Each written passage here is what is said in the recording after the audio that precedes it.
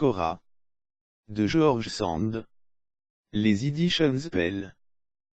Bonjour. Vous trouverez dans la collection littérature française des Editions Pell.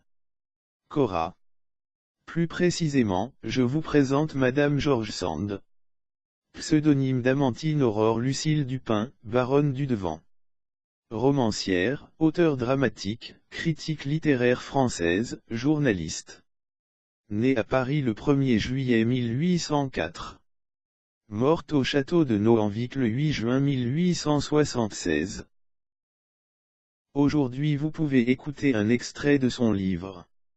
Cora.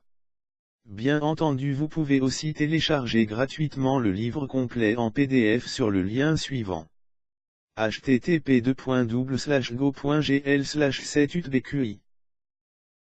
À mon retour de l'île Bourbon, je me trouvais dans une situation assez précaire, je sollicitai et j'obtins un mince emploi dans l'administration des postes.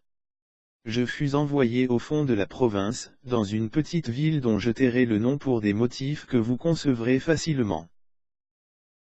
L'apparition d'une nouvelle figure est un événement dans une petite ville, et, quoique mon emploi fût des moins importants, pendant quelques jours je fus, après un phoque vivant et deux boa constrictors, qui venaient de s'installer sur la place du marché, l'objet le plus excitant de la curiosité publique et le sujet le plus exploité des conversations particulières. La niaise oisiveté dont j'étais victime me séquestra chez moi pendant toute la première semaine. J'étais fort jeune, et la négligence que j'avais jusqu'alors apportée par caractère aux importantes considérations de la mise et de la tenue commençait à se révéler à moi sous la forme du remords.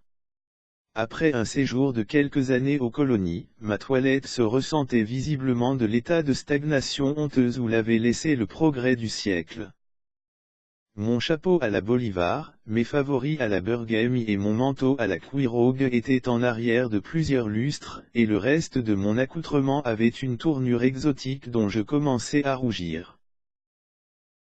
Il est vrai que, dans la solitude des champs, ou dans l'incognito d'une grande ville, ou dans le tourbillon de la vie errante, j'eusse pu exister longtemps encore sans me douter du malheur de ma position. Mais une seule promenade hasardée sur les remparts de la ville m'éclaira tristement à cet égard. Je ne fis point 10 pas hors de mon domicile sans recevoir de salutaires avertissements sur l'inconvenance de mon costume. D'abord une jolie grisette me lança un regard ironique, et dit à sa compagne, en passant près de moi.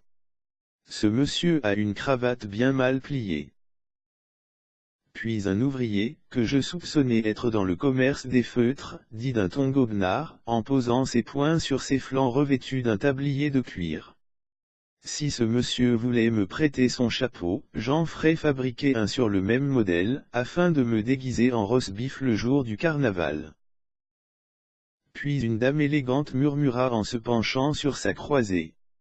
C'est dommage qu'il ait un gilet si fané et la barbe si mal faite. Enfin, un bel esprit du lieu dit en pinçant la lèvre. Apparemment que le père de ce monsieur est un homme puissant, on le voit à l'ampleur de son habit. Bref, il me fallut bientôt revenir sur mes pas, fort heureux d'échapper aux vexations d'une douzaine de polissons en guenilles qui criaient après moi du haut de leur tête. À bas l'Anglish. À bas le Milord. À bas l'étranger. Profondément humilié de ma mésaventure, je résolus de m'enfermer chez moi jusqu'à ce que le tailleur du chef-lieu m'eût fait parvenir un habit complet dans le dernier goût.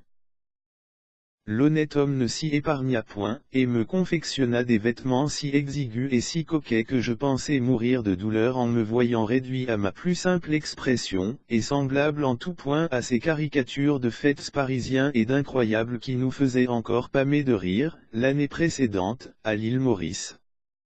Je ne pouvais pas me persuader que je ne fusse pas 100 fois plus ridicule sous cet habit que sous celui que je venais de quitter, et je ne savais plus que devenir, car j'avais promis solennellement à mon hôtesse, la femme du plus gros notaire de l'arrondissement, de la conduire au bal, et de lui faire danser la première et probablement l'unique contredanse à laquelle ses charmes lui donnaient le droit de prétendre.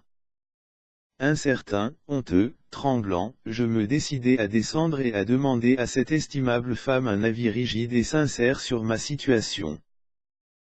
Je pris un flambeau et je me hasardai jusqu'à la porte de son appartement, mais je m'arrêtai palpitant et désespéré, en entendant partir de ce sanctuaire un bruit confus de voix fraîches et perçantes, de rires aigus et naïfs, qui m'annonçaient la présence de 5 ou 6 demoiselles de la ville. Je faillis retourner sur mes pas, car, de m'exposer au jugement d'un si malin aréopage dans une parure plus que problématique à mes yeux, c'était un héroïsme dont peu de jeunes gens à ma place se fussent sentis capables. L'auteur du livre, Horace et George Sand. Pour lire la suite, vous pouvez télécharger son livre en PDF, gratuitement, ici. http://go.gl/7utbqi. Sur notre blog. Auteur-éditeur sur Kindle.com. Visitez notre blog. Auteur-éditeur sur Kindle.com.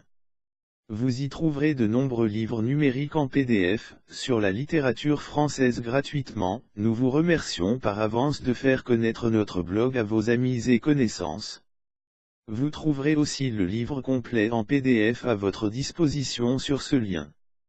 Cora de George Sand. http://go.gl/7utbqi. Les Editions Spell. Merci de votre visite et bonne lecture.